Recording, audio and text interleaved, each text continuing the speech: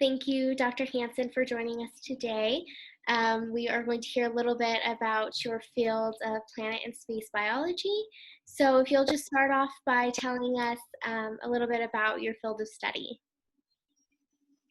Yes, my research really all deals with understanding how plants are surviving in the environment, and that environment can be here on Earth, or it can be up in space, or it could be anywhere around.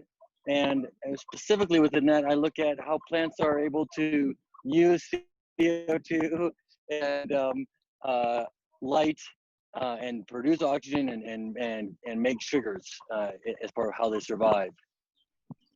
Can you give us an example of a broad question that you ask while you are starting a project, and what kind of process you do to solve these issues of plants on Earth or in space? No, I like to start with observing something that I see happening. Like, so something that was really interesting to me for teaching recently and related to research is, we had a really late freeze this year. We had one of the record late freezes, right?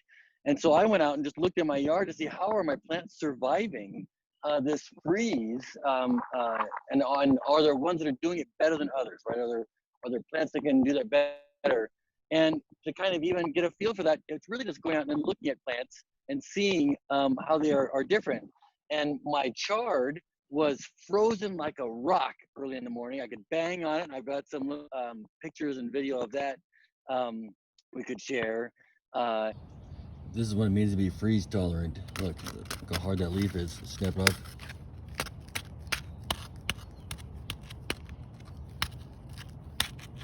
Right, that's totally frozen solid.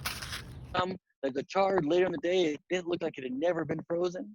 And other plants, later in the day, they were dying, and yet more, they took a few days to see how they die. So it's that kind of observe something that's interesting and then keep following it.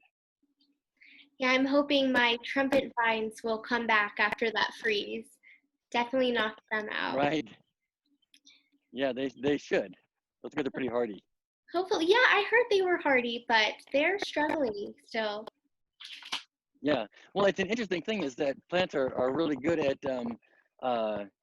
just shedding leaves after they've been damaged and growing new ones. So give it some time and they should hopefully resprout. That's what some of my pomegranates and a few other things did.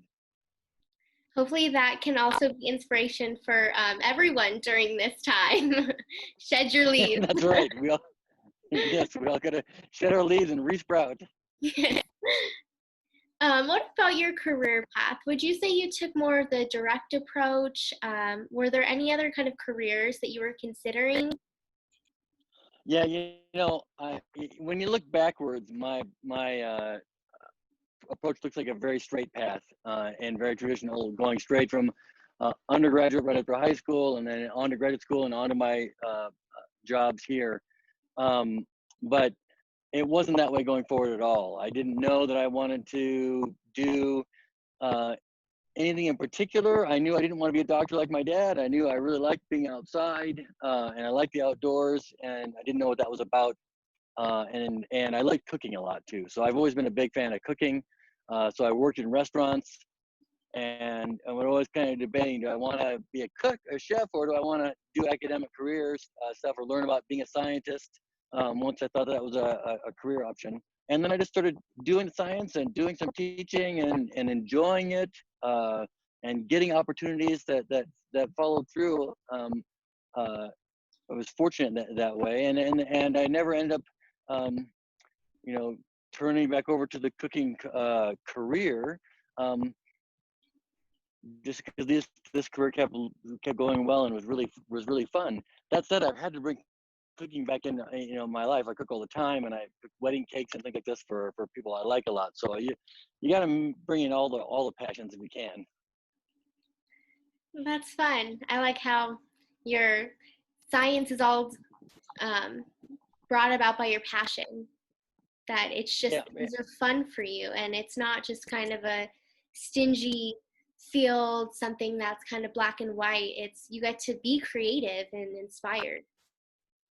Yeah, and that's exactly it. Creativity is the heart science, and just paying attention to that detail, and the creativity was the heart of cooking too, and for me too, right? So it's that wanting to be creative, wanting to do stuff you love. That's the path I tried to choose, and so far so good. Good. Did you have any other final thoughts you wanted to share with our audience today? Any words of encouragement or motivation? Yeah, I did. You know, you don't have to have it figured out now. You shouldn't have it figured out now. It should be unknown. I really want people to go try something that you didn't think you could do, right? Try something you have no idea what it's going to be like. And you might just find you love it. And that's really how I found the passion of what I do. I didn't know I was going to be a botanist until I took some botany classes and really discovered how much more I could understand the natural world. And it was just fascinating. So you got to go out and take a field course somewhere when you get a chance to go take some interesting Explora classes, and you might just discover an amazing passion. Last question. Is that an alien plant on your shirt? It is an alien plant. This is our plant that's our Arabidopsis plant is the kind of plant we sent on the space station, and this is our little astronaut Arabidopsis. So Astro Arabidopsis, for getting up there and getting us all excited about growing plants in space. Oh, and I have to say, there's this really fun thing that we're doing. If you're interested in plants and plants in space, look on Facebook under the Space Chili Grow a Pepper Plant Challenge. You can even just search Space Chili and you'll find it. We've got New Mexico chili seeds to send anywhere around. You can do this in quarantine. It's perfect because you're growing them indoors, just like you would on the space station. And we need people to do it all around the nation and all around the world. And Jacob Torres from New Mexico in Espanola, and who's at NASA now, is really leading the charge on that. So go look at it and join our challenge. That's a great idea. We'll have to look that up. The Space Chili Grow a Pepper Plant. Yes? Yes, that's the challenge. All right. We'll have to join that. Something to do during all the indoor time, like you said. That's right. Great. Thank You you. can pretend to be an astronaut while you're at home. Can I wear a helmet?